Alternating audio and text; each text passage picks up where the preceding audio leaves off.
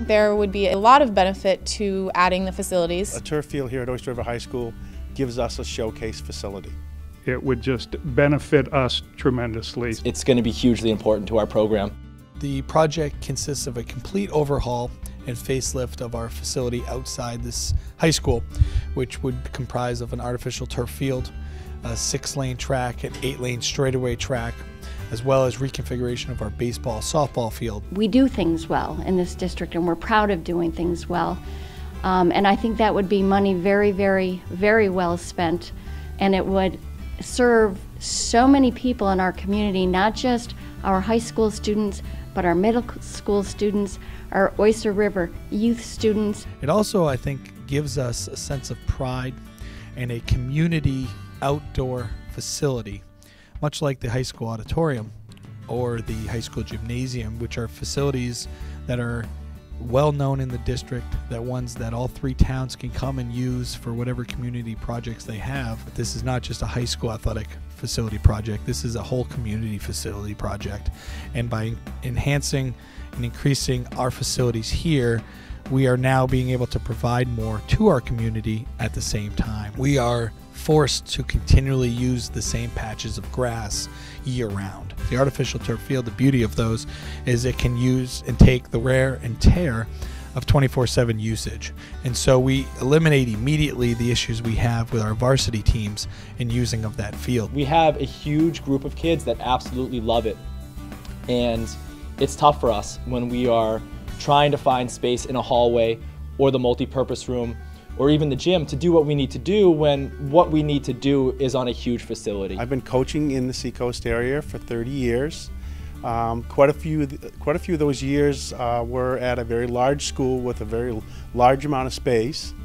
And one of the obvious things that I noticed when I first came here was the very limited amount of space that we had here at the high school. The baseball field was positioned in the incorrect position. All our outfielders faced into the sun. The head coach and I would look at each other and say, this is not even really an advantage to play at home anymore because the condition of our grass field deteriorated so much. And in February and March, because our current grass field is closed because it's under snow and they can't plow or prepare that field like they can a turf field, we're inside playing in a basketball court. Especially as spring coaches, we don't get outside. Lacrosse has to work in the gym, baseball has to work in the gym, and to do what we have to do with those young men, you're not able to do that. Fielding ground balls, trying to throw, distances are shorter. We started looking forward to playing away as a higher and better advantage for us than actually playing on our home field. We are lucky enough to get some time over at UNH. However, it's not our home. It's typically late in the day. So to rally 65 kids to do a really hard speed workout at 7:30 at night, 8 o'clock at night in the dead of the winter, it's not as beneficial as it could be. We might show up and the lights are out, or the doors are locked, or the high jump mats have disappeared. The gym is only about 1/2 the size of a lacrosse field. I get half the time, half the space for twice the kids. To be able to use a facility like the athletic facility upgrade project with lights to extend our training time would be a huge benefit. My first 2 months is in a gym or in a parking lot.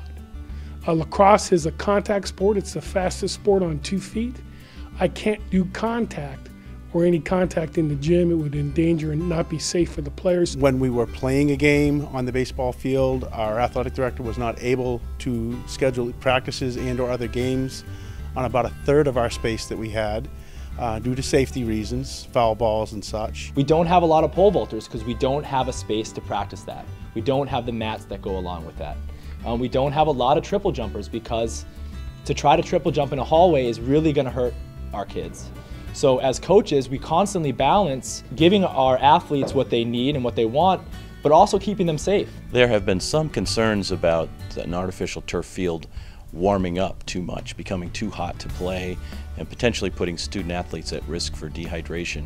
This is a significant concern for turf fields down south where it's much warmer, but really I don't see it as a concern here at all. We're going to be using the turf field from September to June. Those are our coolest months of the year, and and those are the months in which we might get some adverse weather in late fall, and certainly throughout the winter we're likely to get snow. And by virtue of the fact that the turf field warms up a little bit faster, that snow can be removed more easily and the field can become playable. A turf field would accelerate our skill development by a whole lot. It would give us the opportunity to play on a consistent surface that would help us improve both our skills, our tactics. The skills and the technique training that is required for our kids to really achieve, we need a facility. You know, it would be similar to asking our basketball team to practice without a hoop. Historically, the team that wins ground balls is the team that wins the game. We can't practice for ground balls in the gym. We would tear apart the gym floor. We can't practice for ground balls in parking lots. We tear apart our kids and the equipment. The first 2 months of our season, we're practicing about 1/8 the amount of time we need, and we can only practice about half our skills.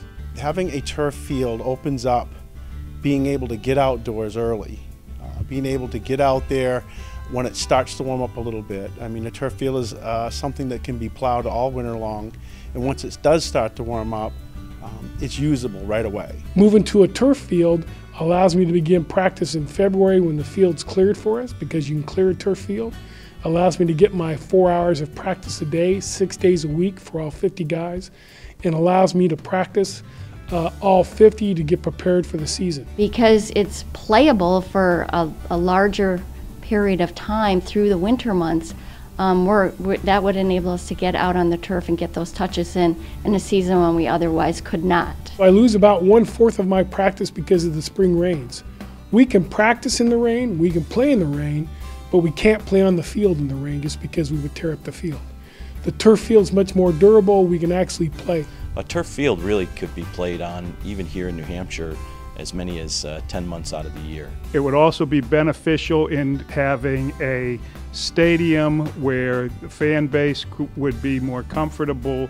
The kids would show more pride showing up on a field. Bringing that kind of atmosphere to the outdoor facilities would benefit us, I think, especially in getting more fans to come and watch. It's a facility that a lot of people will want to come see, want to come watch games at. I believe that it would build the program dramatically. We're really revamping our entire athletic outfields, which in turn enhances all of our sports. The most obvious to the project would be the addition of a track, which is something our district's been trying to get here for Oyster River for 18 years, with the Friends of Oyster River track starting the process. Benefiting all of the sports teams here is going to be huge for all of the athletes, and some of my girls would play would run track or cross country, and they would use those facilities during other sports seasons. That's going to benefit everybody, not just looking at one sport specifically. We could also begin to reach out to the youth, because we would have a field that we wouldn't have to worry about weather conditions. Indoors, where there's not as many field events, we've seen a lot of success. We have 2 state championships in my time here. But when we go outdoors, there's way more field events.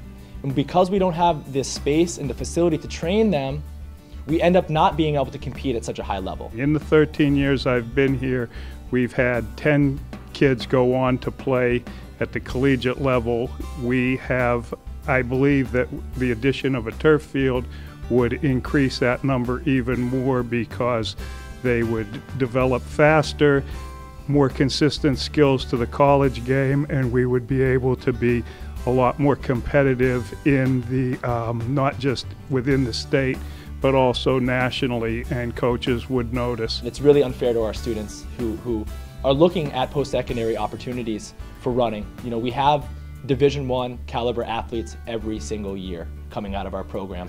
Unfortunately, it's not in some of the field event-based places. And for some of our athletes, that's where they're going to shine. They don't want to throw shot put with a med ball against the wall in the multi-purpose room. It's not the same. I am also a parent and a taxpayer in the community, and as such, I have always appreciated Oyster River, the high quality of education it provides for our students, the success rate that our students have when they leave here and go on to higher education or whatever other goals those young children, young students might have. This is extremely well invested money for the future of our young adults and our youth really coming up through the system, and the community members to be able to use this project. So as a homeowner in Durham, as a taxpayer in Durham, I'm going to vote for the upgrading facilities. It's a smart investment for me as a homeowner, particularly looking to resell my house in the future,